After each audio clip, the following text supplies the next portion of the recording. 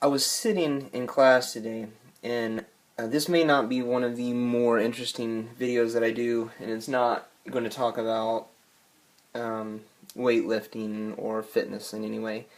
It's talking about the healthcare program, and especially our American way of thinking about healthcare.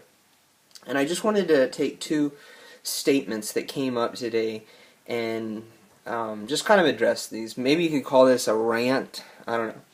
But we were talking about type 2 diabetes in one class. And I am a dietetic student, so everything, well, nearly everything I do has to do with either science, particularly chemistry, or nutrition in some way, shape, or form, or one way or another. And one of the goals listed, the primary goal that we listed with type 2 diabetes patients is to delay the complications that will eventually come. Those being, for some people, you may go blind eventually. You're going to lose feeling in your limbs or blood circulation, and some people will eventually have to have those their limbs amputated for some reason. And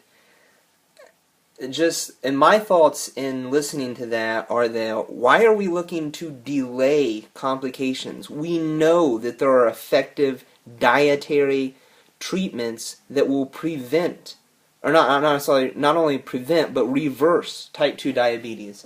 Neil Bernard's work in his book, Reversing Diabetes, with using a plant-based diet, using a low-fat, vegan, vegetarian, I think it's specifically vegan, but in the book it says vegetarian, so low-fat vegan diet to reverse these things based around whole foods. I think he even has a list of different fast food places where you can go to get food in order to make your life easier so that you can continue the same easy fast food lifestyle that you've adopted.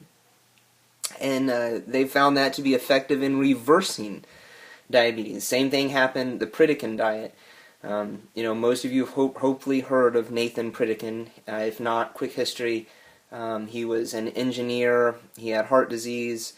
He was able to reverse his heart disease, which kind of deals with the next subject that I'm going to bring up as well. But he was able to reverse it, started the Pritikin clinics. It's also known as it was the earliest version, or well, not the earliest, but it was where Doug Graham got a lot of his information for the 80-10-10 diet. The Pritikin diet involved having 80% carbohydrates, 10% fat, 10% protein. It was not a vegan diet. You could eat, I think, so many egg whites every day. You could have a couple egg whites every day. You could have a few ounces of low-fat milk every day. You could have chicken once a week, and I think you got red meat once a month. I think you might have been able to have 3 ounces, 3 ounces of fish, ounces per day, I think, or maybe that was per week, I'm not sure. Either way, it advocated the 80-10-10 calonutrient, 8% carbohydrate, 10% protein, 10% fat, and that was effective in reversing diabetes. Reversing hypertension, reversing heart disease. It had all these effects, and yet still, that was in the 60s.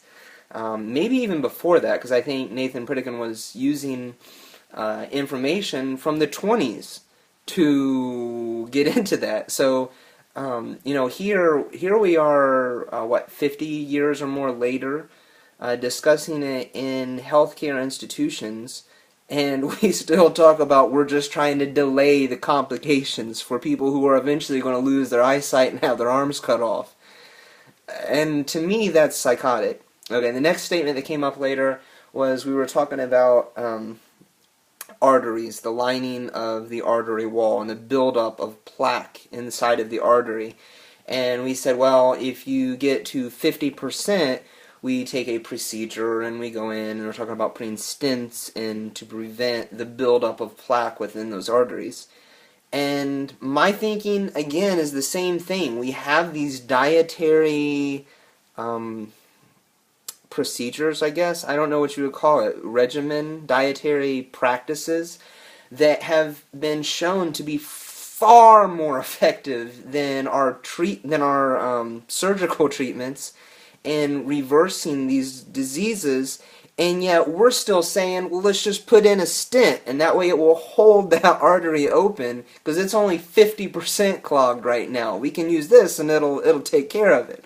Why? Why do that? And the reason boils down to that, and this is just what I've been told. This is what we've been taught if you look far beyond the exterior facade, and that is that we've been told that people aren't going to do those. They're not going to follow a low-fat vegetarian diet. We're Americans. We eat meat. That's what we do. That's why we're disease-ridden. So people aren't going to do that, Justin. They're not going to consume a plant-based diet. They're just going to keep doing that anyway, so why don't we just give them the surgery? And I don't believe that. I think if we actually came out and said that these things were effective, this would be the ideal scenario. And then take the few people who were stupid enough to say, no, I can't do that. I would rather just live with, plaqued up, clogged arteries and die eventually.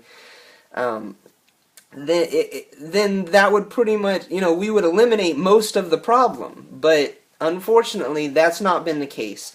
And my final and last point here is that we have, as plant eaters, as plant-based eaters, I guess you would say, we have this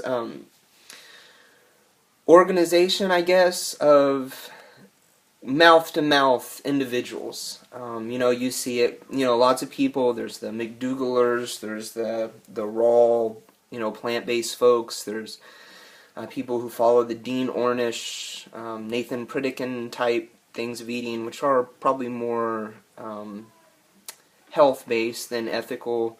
But anyways, that's the only connection that we all have. We don't have the big lobbyists that the meat and dairy industry have.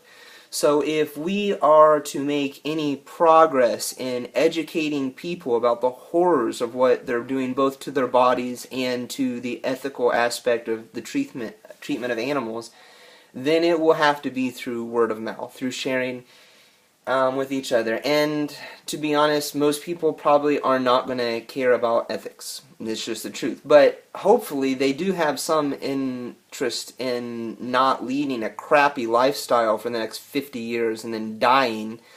So my encouragement to everyone that watches this video and makes it 8 minutes in so far, trying to make it shorter, but is to spread the message, spread the word, make other people well known that the benefits that you get on a regular basis from a plant-based diet as opposed to a meat, dairy, and eggs-based diet.